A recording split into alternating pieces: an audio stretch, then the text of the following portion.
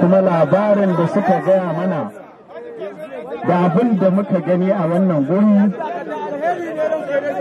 abu ne mara daɗi. Na shigo na ga guri kamar workshop, kamar waya house, amma waya house din ma babu murfi. Waya nan yanzu alhazan ma za su zauna. Idan an yi ruwa kamar yadda shugaban hukumar ya faɗa sai dai su jiki.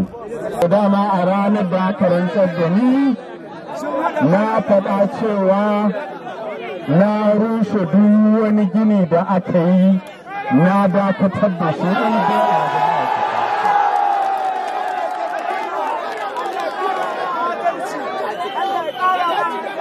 saboda haka duk wanda yake gini a wancan guri muna gaya masa gaggauta dakatawa da wannan gini.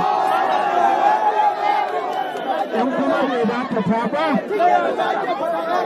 to duk abin da ya same shi ko ya same ta su suka biyo.